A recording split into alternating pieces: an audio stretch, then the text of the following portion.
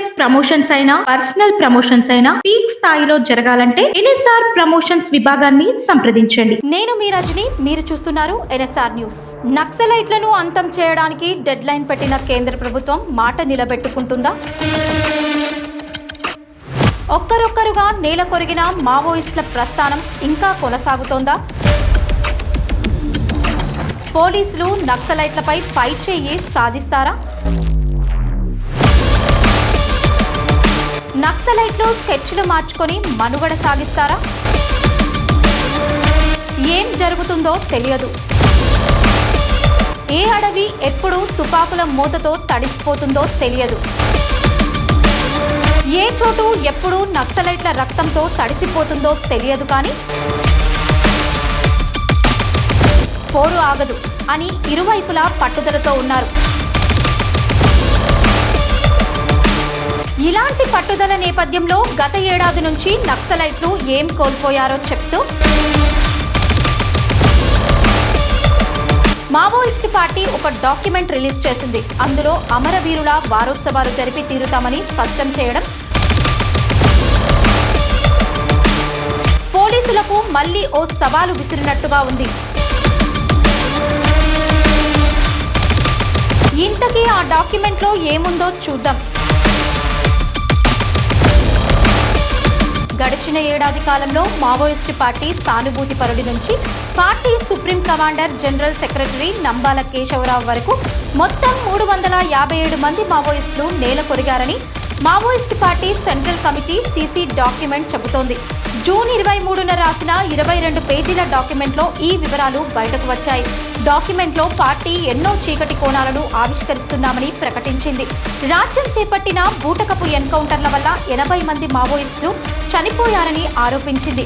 మృతి చెందిన 357 మందిలో 136 మంది మహిళలేనని స్పష్టం చేసింది. ఎదురు కాల్పులు కాకుండా అనారోగ్య కారణాలతో మరో 4 మావోయిస్టులు రోడ్డు ప్రమాదంలో మరొకరు మృతి చెందారని పేర్కొంది. అలాగే చనిపోయిన మొత్తం సభ్యుల్లో 4 సెంట్రల్ కమిటీ సభ్యులు, 16 మంది రాష్ట్ర కమిటీ సభ్యులు, 25 మంది జిల్లా కమిటీ సభ్యులు, 83 మంది ఏరియా కమిటీ, 138 మంది పార్టీ సభ్యులు, PLGA 17, ఇతర విభాగాల వారు 40, గుర్తించని మృతులు 36 మంది ఉన్నారని తేల్చి చెప్పింది.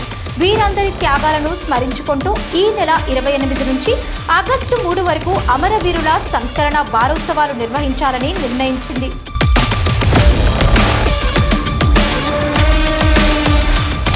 నక్సల్బరీ విప్లవ పోరాటం మొదలైన తర్వాత ఆపరేషన్ కగార్తో ఏడాది వ్యవధిలోనే పెద్ద సంఖ్యలో సెంట్రల్ స్టేట్ కమిటీ సభ్యులను కోల్పోవడంతో తీవ్ర నష్టం జరిగిందని పార్టీ సెంట్రల్ కమిటీ పేర్కొంది. గతేడాది ఏప్రిల్లో జరిగిన కాంకేర్ ఎన్కౌంటర్లో 29 మంది మావోయిస్టులు చనిపోయారని, తర్వాత సగటున ప్రతి 20 రోజులకు ఒక భారీ ఎన్కౌంటర్ జరుగుతోందని వాపోయింది. ఒక్కో ఎన్కౌంటర్లో సగటు 10 నుంచి 35 మంది వరకు మావోయిస్టులు చనిపోయారని తెలిపింది. 20 కిలోమీటర్ల వలయాకారంలో వేలాది మంది భద్రతా దళాలు చుట్టుముడుతూ తమపై దాడులు చేస్తున్నాయని, ఆధునిక ఆయుధాలు, టెక్నాలజీ గల భద్రతా దళాలను తమ కేడర్ ప్రాణాలకు తెగించి ఎదుర్కొంటుందని చెప్పింది. ప్రతి ఎన్కౌంటర్లోనూ భద్రతా దళాల వైపు కూడా నష్టం జరుగుతుందని, తమ అంచనా ప్రకారం గడిచిన ఏడాదిలో 70 మంది జవాన్లు మృతి చెందారని, 130 మంది తీవ్రంగా గాయపడి ఉంటారని అభిప్రాయపడింది.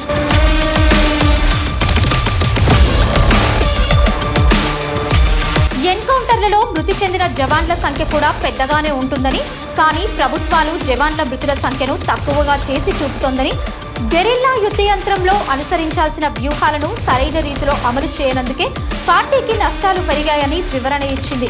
2024 ఆగస్టులో పాలిట్ బ్యూరో తీసుకున్న విషయాలను అమల్లోకి తీసుకురాబోతున్నట్లు పేర్కొంది. వర్గ పోరాటాన్ని వికేంద్రీకరించి అటవీ, గ్రామీణ, అర్బన్ ప్రాంతాల్లో పార్టీని విస్తరించాలని స్పష్టంగా పేర్కొంది. మరోవైపు మావోయిస్టులతో ప్రభుత్వాలు శాంతి చర్చలు జరపాలంటూ 9 రాష్ట్రాల నుంచి డిమాండ్ రావడం ఇటీవల కాలంలో కనిపించింది.